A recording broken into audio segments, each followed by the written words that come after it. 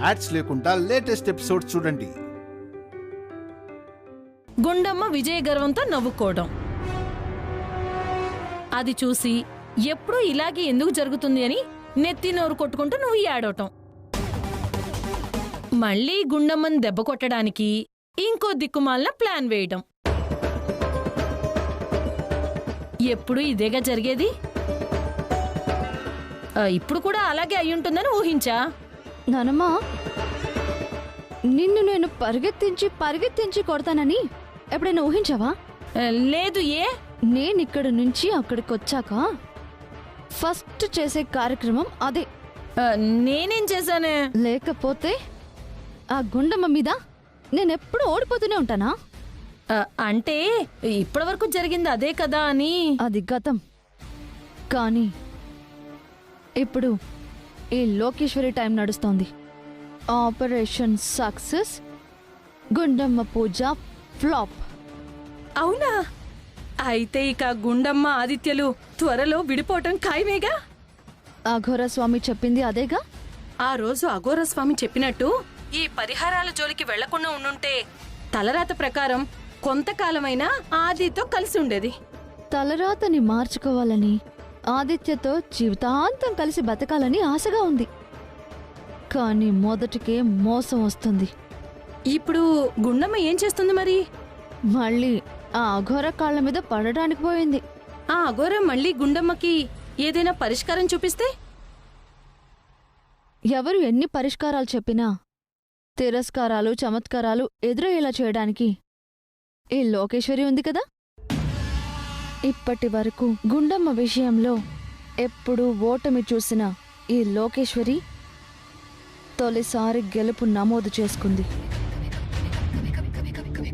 ఆ ఆది గుండమ్మలు ఇద్దరూ త్వరలోనే విడిపోవడం తథ్యం.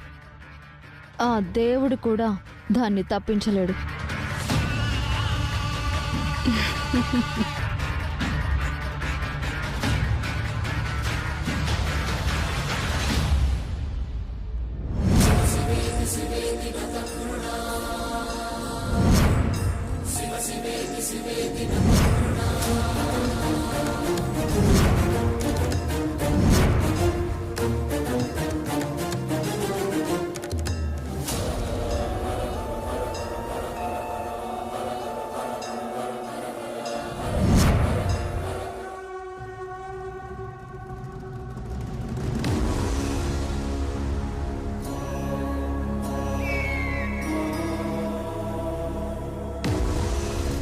స్వామి, దయచేసి వెళ్ళిపోకండి స్వామి. ఎందుకొచ్చావు?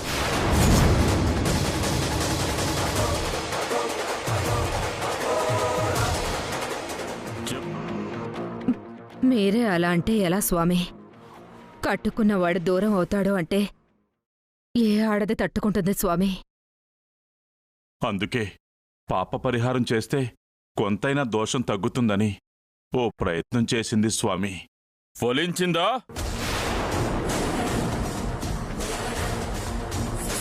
ఫలించదు. రాతను మార్చుకునే శక్తి నీకు లేదు. నన్ను విసిగించకు, వెళ్ళిపో. ఎందుకు వెళ్ళిపోవాలి స్వామి?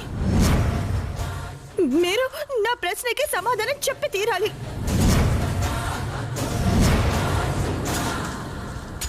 ఆ ఈశ్వరుడికి తప్ప ఎవరికీ బొద్ధుణ్ణి కాదు నేను.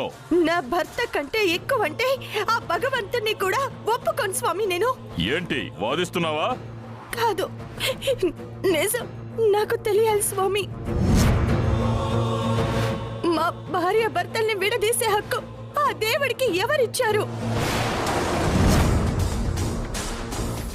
ఈ వియోగాన్ని నేను ఎందుకు అంగీకరించాలి చెప్పండి? అది నీ విధిరాత. జన్మ జన్మల పాపాలను ఎవరైనా అనుభవించాల్సిందే. ఎవరు రాశారు స్వామి? ఎవరు రాశారు ఆ రాత? గుండమ్మ, చెప్పండి స్వామి. ఆ పరమేశ్వరుడు.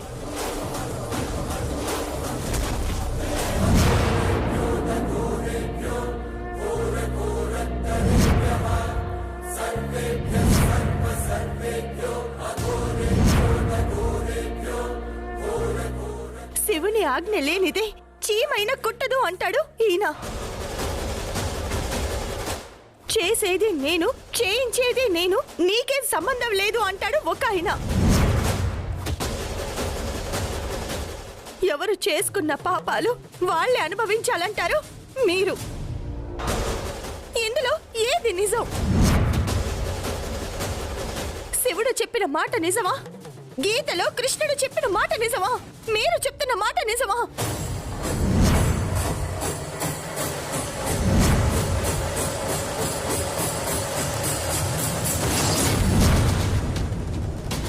ఏది నమ్మాలి? ఎవరిని నమ్మాలి మేము? ఆ భగవంతుణ్ణి ప్రశ్నించే అంత గొప్పదానివా నువ్వు?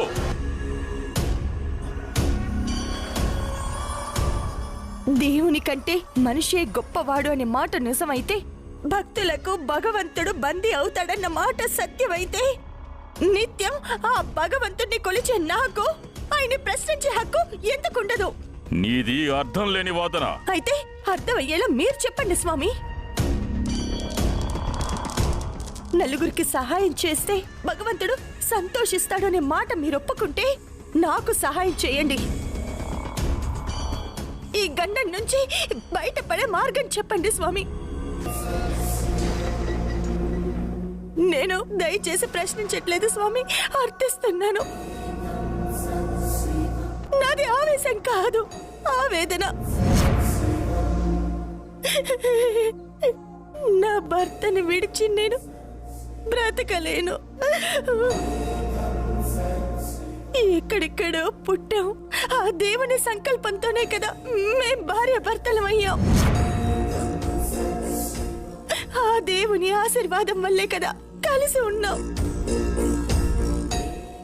ఇప్పుడు మమ్మల్ని, మా బంధాన్ని విడదీయడం ఆయన సంకల్పం అయితే, మా ఆయన చేతుల్లో ప్రాణాలు విడిచే వరం నాకివ్వమనండి స్వామి, ఇవ్వమనండి. అది కూడా వియోగమే కదా స్వామి. దేవుడు అనుకున్నది జరిగినట్టే కదా. మీరు నిత్యం పూజించే ఆ పరమశివుణ్ణి అడగండి. ఆయన ఒడిలోనే నా ప్రాణాన్ని తీసి ఆయన పంతాన్ని నెగ్గించుకోమనండి. నిజంగా అందరూ చెప్పినట్టు దేవుడు కరుణమయుడు, దయామయుడు, సకల ప్రాణాల పట్ల ప్రేమతో ఉంటాడు. ఒక విలువ పత్ర సమర్పిస్తే చాలు పొంగిపోయి అడిగిన వరాలన్నీ ఇచ్చే బోళశంకరుడే అయితే నాకు దారిని చూపించమనండి, చూపించమనండి స్వామి, చూపించమనండి.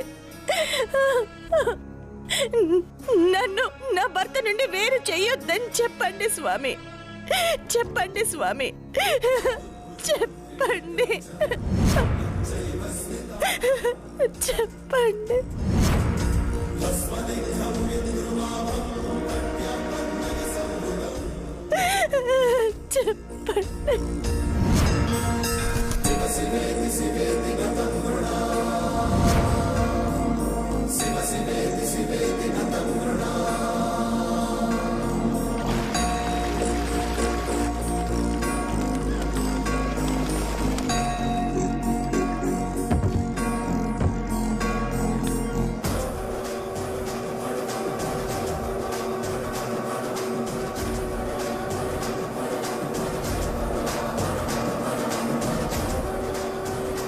లే,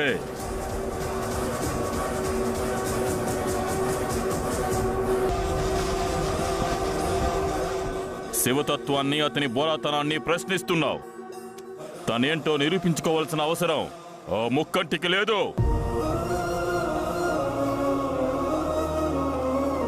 విధిని ఎదిరించాలి అంటే నిష్కల్మషమైన మనసు కావాలి, ఎంతో ధైర్యం కావాలి. ఫలితం కావాలి అంటే పరీక్షకు నిలవాలి. ఆ ధైర్యం నీకుందా? పరీక్షకు నువ్వు నిలబడగలవా?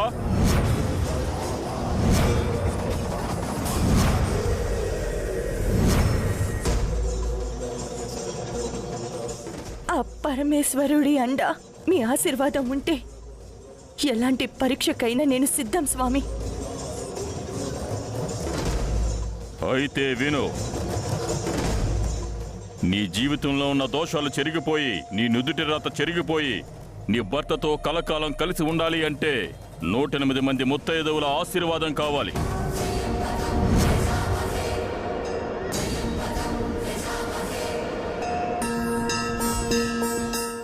నూట 108 గడపలకు వెళ్ళి ఆ ముత్తైదువుల చేతుల మీదుగా పసుపు కుంకుమ తీసుకుని అవి నేల రాలకుండా ఒక్క రేణువు కూడా చెదిరిపోకుండా తెచ్చి ఆ నీలకంఠుడికి అర్చన చేస్తే నీ సంకల్పం నెరవేరుతుంది. ధన్యురాల్ని స్వామి. కానీ జాగ్రత్త, ముత్తైదువులు ఇచ్చిన పసుపు కుంకుమ ఒక్క రేణువు కూడా చెదిరిపోకూడదు. సూర్యాస్తమయం వరకు గడువు నీకు. హర హర మహాదేవ శంభో శంకర.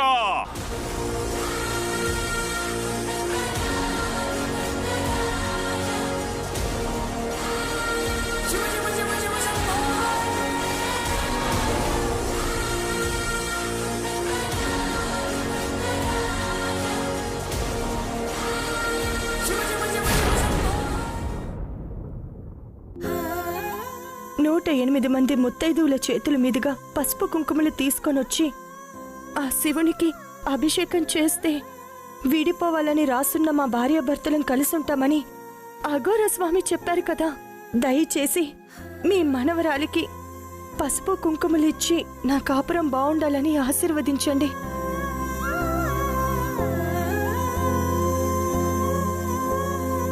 నీ కాపురం ఖచ్చితంగా బావుంటుందమ్మా.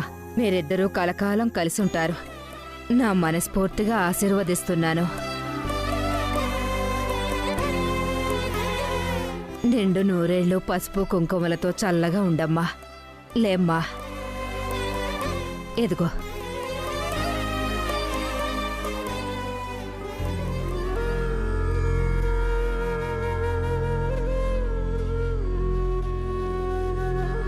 జాగ్రత్త.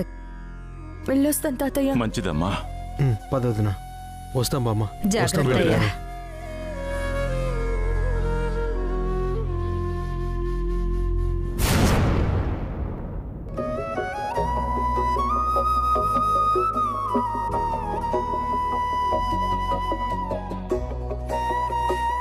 అక్క అక్క, మా భార్యాభర్తలు కలిసి ఉండాలంటే మీ ఇంటి నుంచి పసుపు కుంకుమలు కావాలి. అవి ఇచ్చి నన్ను ఆశీర్వదించండి అక్క. ఏంటి, పసుపు కుంకాలిస్తే నీ కాపురం నిలబడుతుందా? నీ దరిద్రం మాకంటుకుని మా కాపురాలు కూలిపోతే?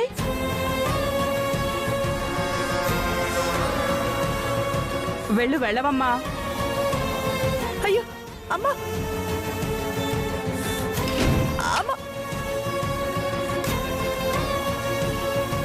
సరే పద, వేరే వాళ్ళని అడుగుదాం.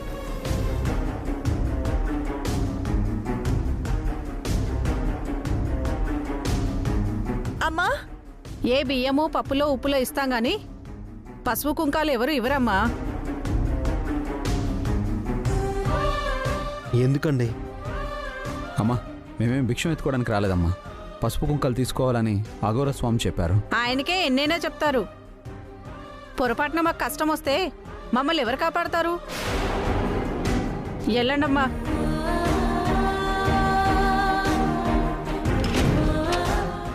ఇదేంటి, పసుపు కుంకాలు అడిగితే వాళ్ళ ఆస్తులు అడిగినట్టు అలా ఫీల్ అవుతున్నారండి? బాబీ, ఆస్తిపాస్తుల కంటే ఆడదానికి పసుపు కుంకుమలే ఎక్కువ. కానీ అమాయకత్వానికి లోనై లేనిపోని శంకలతో భయానికి బందీలవుతున్నారు. వాళ్ళు భయానికి బందీలు కాలేదే, ఈ లోకేశ్వరికి బందీలయ్యారు. పసుపు కుంకుమలు కావాలని గుండెం మోస్తే ఒక్కరు కూడా దానికి ఆ పసుపు కుంకాలు ఇవ్వకూడదు. అదేంటమ్మా, అలా ఇస్తే ఆ జంట కలిసి ఉంటారట కదా, ఇవ్వొద్దంటావేంటి? ఆ గుండమ్మ నీకు అక్క కదా. అదంతా మీకు అనవసరం. ఎదిగోండి, ఈ డబ్బు తీసుకుని నేను చెప్పినట్టు చేయండి. మీరు వెళ్ళి మీ చుట్టుపక్కల వాళ్ళకు కూడా ఈ డబ్బులిచ్చి విషయం చెప్పండి. అర్థమైందా?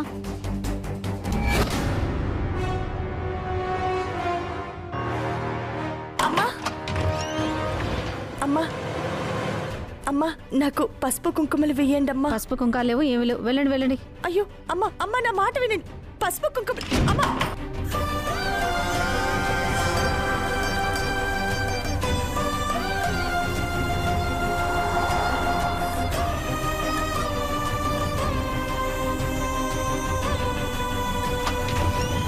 అమ్మా ఏంటమ్మా? కొంచెం పసుపు కుంకుమలు వేస్తారా? పసుపు లేదు, కుంకుమ లేదు, ఏమీ లేదు. వెళ్ళండి. అయ్యో అది కాదండి, అది అమ్మా నా మాట వినండి.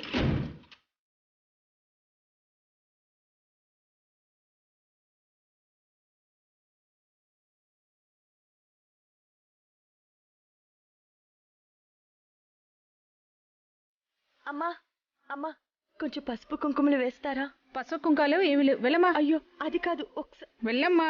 చెప్పాను కదమ్మా, వెళ్ళమ్మా. ఏంటో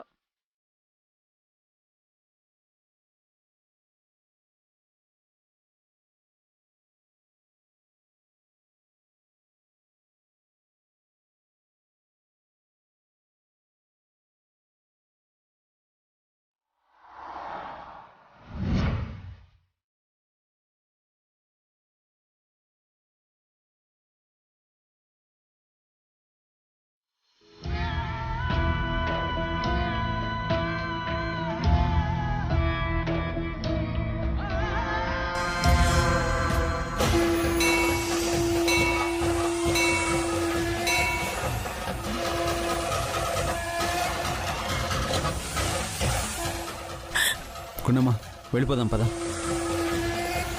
అనయ్య ఎక్కడికి వెళ్ళిపోయేది? లేకపోతే ఏంటి బాబీ, ఇప్పుడేం చేద్దాం? ఒక్కరంటే ఒక్కరైనా పసుపు కుంకాలు ఇవ్వడానికి ఒప్పుకున్నారా? కాని పని కాబట్టే ఆ అఘోర స్వామి అలా ఏదో చెప్పుంటాడు. తనకేమో అర్థం కావడం లేదు. అలాంటి వాళ్ళు అబద్ధం చెప్పరండి. కానీ నిజమేంటో కళ్ళ ముందు కనబడుతూనే ఉంది కదా గుండమ్మ. ఏమైనా సరే ఆ అఘోర స్వామి చెప్పినట్టు 108 ముత్తైదుల దగ్గర పసుపు కుంకుమలు తీసుకోవాల్సిందే.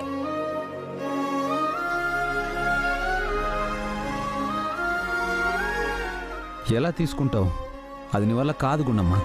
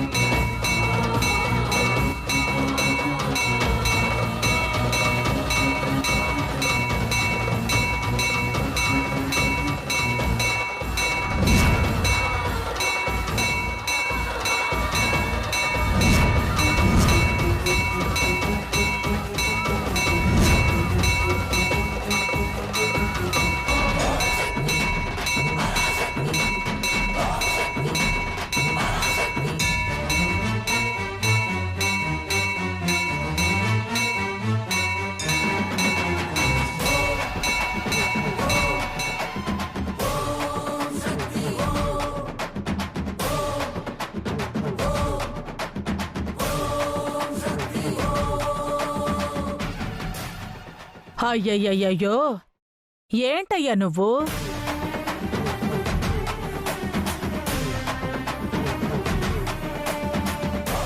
కట్టుకున్నది కన్నీళ్లు పెడుతూ ఉంటే ఓదార్చి ధైర్యం చెప్పాల్సింది పోయి కసురుకుంటున్నావు.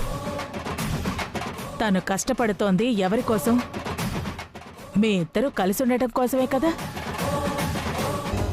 ఎవరమ్మా మీరు? అమ్మా అని నువ్వే అంటున్నప్పుడు అలాగే అనుకో. ఏంటి తల్లి, ఎందుకు బాధపడుతున్నావు? అమ్మా,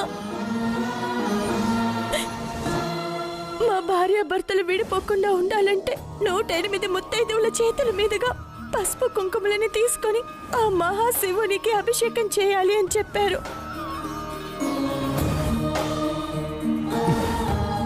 కానీ ఈ ఊరి జనం మరీ మూర్ఖుల్లా ఉన్నారండి. ఎవరూ పసుపు కుంకాలు ఇవ్వడానికి ఒప్పుకోవడం లేదు. అర్థమైంది. ఎవరి కష్టం వాళ్ళకి గొప్ప. నీకు కష్టం వస్తే వాళ్ళకేంటి